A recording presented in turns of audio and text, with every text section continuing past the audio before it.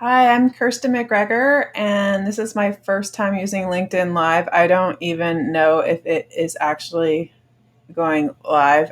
This is my first time doing this, um, so forgive me if this comes off kind of crazy. Uh, we'll try and see how this goes. But I wanted to talk about EDA's ARPA funding, and it's the first time. I've been able to talk through this on LinkedIn. They have some exciting opportunities with their funding that we announced last week, $3 billion, and it's in a few different programs. EDA did a really good job of explaining it because it is a little confusing. It's not their typical supplemental where there's just one notice of funding opportunity, which we refer to as a NOFO. It has a few different innovative programs. They're splitting up the funding into a few different things. So the first one is statewide planning, research, and networks. They've got $90 million for that. Now it's split. It's split $59 million to planning, which they have EDA is inviting designated entities or state contacts to do that state plan, and they have 60 days to respond to that invitation. There's 31 million for research and networks, and they're providing national research and technical assistance to help communities throughout the country. Again, this is rolling admission, but it's suggested that they get their applications in by October 31st. So both pretty quick turnaround times. Now there's $1 billion for the Build Back Better Regional Challenge. And this is where they're building in resilience. And I know a lot of communities have incorporated resilience into their SEDS. For those who don't know, it's a comprehensive economic development strategy. A lot of communities did this with CARES Act. So these are some projects that can be done. It's again in two phases, but different. So the first phase would be for projects that are under $500,000 for all EDA eligible applicants. And if you don't know who those are, I can help you with that. But it's basically the main exclusion would be individual people or private companies. It is a national competition, and again, the phase one deadline is October 19th. Phase two are for projects that can go up to 100 million, and it's for the phase one finalists. So it is interesting how this challenge is going to be executed by EDA. The third program is travel, tourism, and recreation. And we know that there are a number of communities that are relying on tourism that were disproportionately impacted by the pandemic. So EDA is focusing on helping those communities in this sector. So they have state grants of $510 million for state or designated entities. So again, they have to get back to EDA within 60 days of receiving the application. And then there are competitive grants for $240 million, again, rolling admission. All of this is under economic adjustment. So for those of you who are familiar with EDA, it is the most flexible funding program. So it's not public works, so on and so forth. So, but they do have a specific funding opportunity for economic adjustment. That's $500 million.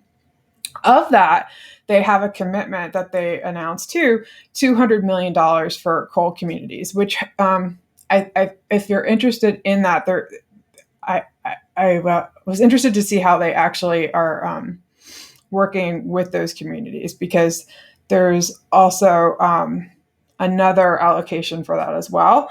But otherwise, it's all EDA eligible applicants with rolling application deadlines. Indigenous communities, EDA is allocating $100 million who were disproportionately impacted by the pandemic. So this is for tribes, organizations serving Native Hawaiians and Pacific Islanders. So most of those islands would be territories, and you can, if you would know, if you're defined at the Department of Interior Insular Affairs for islands in the Pacific with Indigenous communities. And again, that's rolling submission. The final one is the Good Jobs Challenge, which is $500 million. It's trying to get people back to work, of course, and it's all EDA eligible applicants. I think what's important for any of these funding opportunities is that there is a quick turnaround. Some of them only 60 days, some of them in October. They need to obligate these funds in a little over a year. So that means they need to get the money on the street to help communities. That being said, we shouldn't just throw spaghetti at the wall. And someone I talked to on Friday said, or lasagna at the wall, how we're looking at this, because there are a lot of funding sources out there. For example, I just mentioned before about CARES Act funding that already went out, or there are different agencies that still have money going out. There are other funding announcements coming. If you looked at ARPA funding, there are ways to leverage funding to help with their match. Or if you look at a project, you can look at it in a more comprehensive fashion.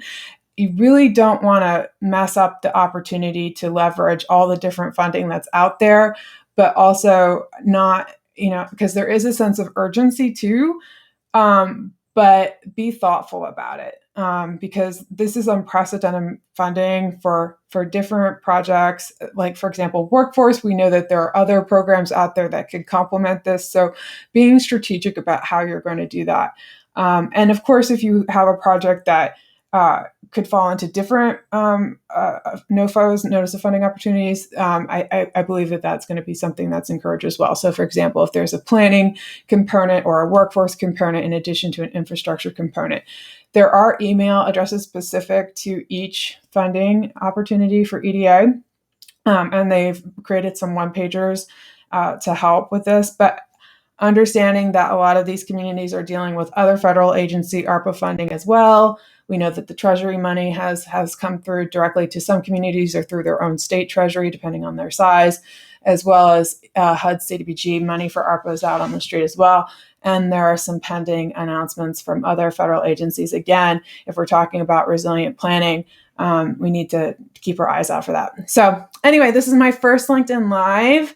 I have no idea if it's even recording. I have no idea if people are commenting. I don't know if it saves. So forgive me. It's my first time doing this. So I hope this is helpful.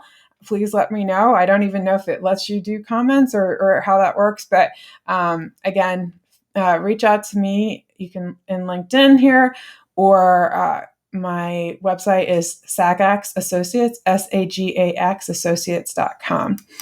Okay, well, thanks so much. And I look forward to hearing from you. We'll be updating you more on these different funding opportunities and give you some tips. All right, take care. Bye-bye.